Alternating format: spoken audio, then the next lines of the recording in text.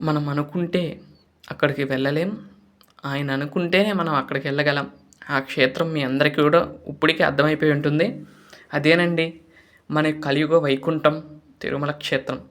ఆ క్షేత్రానికి వెళ్ళాలి అంటే గనక ఆయన అనుగ్రహము, ఆయన ఒక పిలుపు కంపల్సరీ ఉండాలనేది నేను నమ్ముతూ ఉంటాను. అది 100% నా జీవితంలో అయితే నేను ఆ అనుభూతినైతే 2 సార్లు పొందాను. ఆ అద్భుతాన్ని మీకు కూడా ఈ వీడియోలో తెలియజేద్దామనుకుంటూ మీకు ఈ వీడియోని అందిస్తున్నాను చూడండి. ఈరోజు ఆదివారం. ఆదివారం రోజు మీరందరూ ఖాళీగా ఉంటారు కాబట్టి నా యొక్క ఆ యొక్క స్వామి చేసిన ఒక చిన్న లీలను మీకు ఈ వీడియోలో చెప్తాను. విని మీకు కూడా అలాంటిదేమన్నా జరిగితే తప్పకుండా కామెంట్ చేయవలసిందిగా నేను కోరుకుంటున్నాను. అయితే మేము గత సంవత్సరం కూడా కాదండి, 3 ఏళ్ళయింది మేము వెళ్ళి కూడా. 2024 సంవత్సరంలో మేము వెళ్ళటం జరిగింది. 2024 జనవరిలో నేను, మా నాన్నగారు అయితే వెళ్ళాం ఫస్ట్ సారి తిరుమల క్షేత్రం. అది కూడా అనుకోకుండా టికెట్లు చేయించుకొని వెళ్ళాం.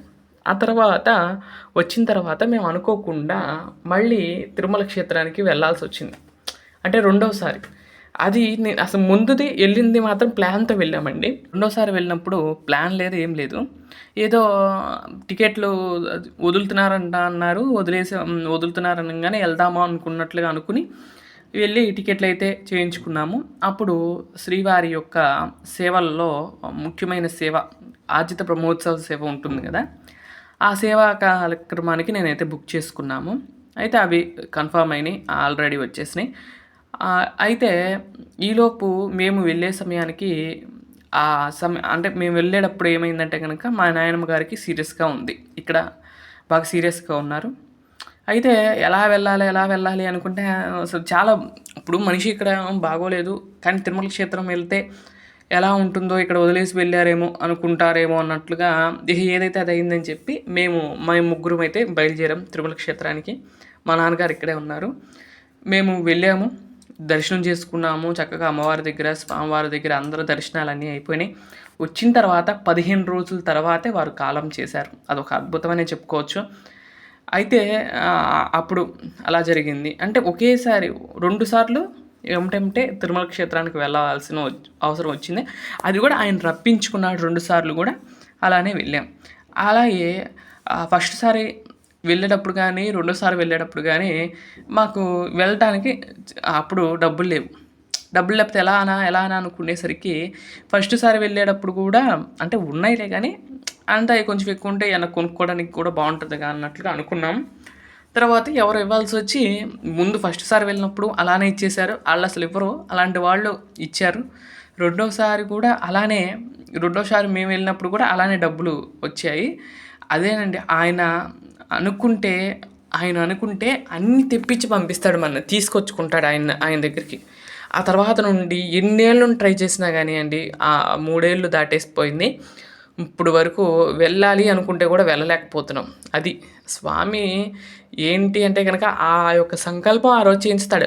అదొకటి మనం నాకు తెలిసింది ఏంటంటే కనుక, నేను తిరుమల క్షేత్రానికి వెళ్ళాలంటే కనుక ముందు నుండే నాకు అంటే అనిపిస్తూ ఉంటుంది వెళ్ళాలి అని. అది వచ్చింది అంటే గనక కంపల్సరీ వెళ్ళిపోతామండి. అది ఇప్పుడు అంటే నాకు అనిపించట్లేదు, అంటే వెళ్ళాలి అనే థాటే లేదు. అయితే అనిపిస్తుంది. అదే ఆయన ఎలా అంటే మన మనసులో దూరిపోయి ఆయనే చేపించుకుంటాడు. ఆయన రప్పించుకోవడానికి ఆయనే ప్లాన్ వేసుకున్నట్లుగా చేస్తారు. చాలా అద్భుతమైన దర్శనము స్వామి. ఆ స్వామి ఎలాంటి లీలలు ఆడతారు అంటే కనుక ఎన్నో చెప్పచ్చు. అలాంటిది మీకు ఏమైనా జరిగితే చెప్పండి. అలాగే ఒకళ్ళు తిరుమల క్షేత్రానికి వెళ్ళినప్పుడు వాళ్ళు అనుకోకుండా వెళ్ళారు. వాళ్ళకి టోకెన్స్ లేవు, ఏం లేవు, కానీ సర్వదర్శనానికి వెళ్ళిపోయారు. అది కూడా మంచి జూన్ జూలై మంత్. ఆ సమయంలో దర్శనానికి వెళ్ళారు. తెలుసు కదండి, జూన్ జూలై ఎంత ఫుల్గా ఉంటారో. అయినా సరే స్వామివారి మీద భారం వేసి ఆ యొక్క క్షేత్రానికి వెళ్ళిపోయారు. సర్వదర్శనానికి వెళ్ళారు. మామూలుగా అయితే 24 గంటలు పట్టుతుంది జూన్ జూలైలో, కానీ వారికి కేవలం ఒక 10 గంటల్లోనే దర్శనం అయిపోయిందండి. ఇది జరిగి కూడా 2 సంవత్సరాలు అయితే పూర్తి అయిపోయింది. అప్పుడు ఆ విధంగా వాళ్ళు అనుకోకుండా వెళ్ళారంట. అయితే సర్వదర్శనానికి 24 గంటల పట్టే సమయాన్ని స్వామి చూడండి 10 గంటల్లోనే వారికి దర్శనాన్ని ఇప్పించారు. అలాగే దర్శనం కూడా ఎలాంటి దర్శనం అంటే ఉదయకాలం ప్రాతకాలం దర్శనం అంట. అంటే సుప్రభాతం అయిన తర్వాత యొక్క దర్శనాన్ని వాళ్ళకి కలిగించారంట. అదేనండి స్వామి అనుగ్రహం ఇవ్వాలి, దర్శనం ఇవ్వాలి అనుకుంటే, దర్శనం ఇప్పించాలి అనుకుంటే ఏదో ఒక రూపంలో మనని ఆ క్షేత్రానికి పిలిపించుకుని ఆయన దర్శనాన్ని కలిగిస్తూ ఉంటారు. కొంతమంది కూడా చాలామంది కూడా క్యూ లైన్ జనం ఉండేసరికి అక్కడ దాకా వెళ్ళి తిరిగి వచ్చిన వాళ్ళు కూడా చాలామంది ఉన్నారు. వారు చెప్తూ ఉంటారు, మేము అక్కడ దాకా వెళ్ళాము, మాకు అనుగ్రహం లేదు అని అనుకుంటారు. కొంతమంది ఏమో అసలు ప్లాన్ లేకుండా సర్వదర్శనానికి వెళ్ళిపోవడం, లేదు టోకెన్స్ తీసుకుని దర్శనానికి వెళ్ళటం అనేది కూడా జరుగుతూ ఉన్నది. అదంతా కూడా ఏ టికెట్ దొరకాలన్నా కూడా మన అదృష్టం ఉండాలండి. అయితే నేను గత 3 సంవత్సరాల నుండి కూడా మధ్య తర్వాత ఒక 1 ఇయర్ గ్యాప్ ఇచ్చిన తర్వాత నుండి కూడా 2025 నుండి కూడా ప్రతి నెల కూడా నేను సుప్రభాతం లక్కీ డిప్ అయితే వేస్తున్నాను. ఒక్కసారి కూడా తగలలేదండి. అది ఆ స్వామివారి యొక్క అదృష్టం ఉంటేనే ఆ యొక్క సేవ అనేది మనకు దొరుకుతుంది. స్వామివారిని దగ్గరగా చూసే సేవ. అలా అవైతే దొరకలేకపోయింది టికెట్. అయితే నేను వెళ్ళలేకపోతున్నానేమో అని బాధేస్తుంది. ఈసారి కూడా మళ్ళీ పెడతాను. మనకు వచ్చేదాకా కూడా మనం ప్రయత్నం చేస్తూనే ఉండాలి. ఏదైనా సరే ప్రయత్నము చేస్తూ ఉంటే ఆ పవిత్రము స్వామికి ఇసుకొచ్చేయాలి. స్వామికి ఇసుకుట్టేయాలి. ఈ పద్దాకలు అడుగుతున్నాడు అని చెప్పి ఆయనకి ఇసుకొచ్చేస్తే ఆయనే ఆ టికెట్ వదిలేలాగా చేస్తాడనేది నేను నమ్ముతూ ఉంటాను. ఆయన ఆ స్వామి దర్శనానికి ఇలాంటి అనుభవాలు మీకు కూడా ఏమైనా తగిలితే తప్పకుండా కామెంట్ చేయండి. మీకు కూడా అలాంటి అనుభవం జరిగిందా మీ జీవితంలో అనేది కూడా తప్పకుండా కామెంట్ చేయండి.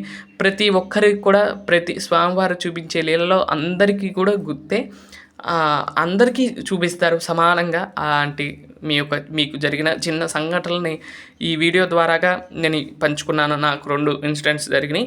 అలాగే మీరు కూడా మీకు జరిగినవి కామెంట్ రూపంలో మాకు తెలియజేయండి. వాటిని వీడియోగా చేసి పెడతానికి నేను ప్రయత్నం చేస్తాను. మీకు జరిగిన ఆ అద్భుతాన్ని, స్వామివారు చేసిన లీలను నేను అందరికీ స్వామివారి లీలను తెలిపేలాగా ఈ వీడియో పెడతాను. ఇదండి ఈరోజు వీడియో.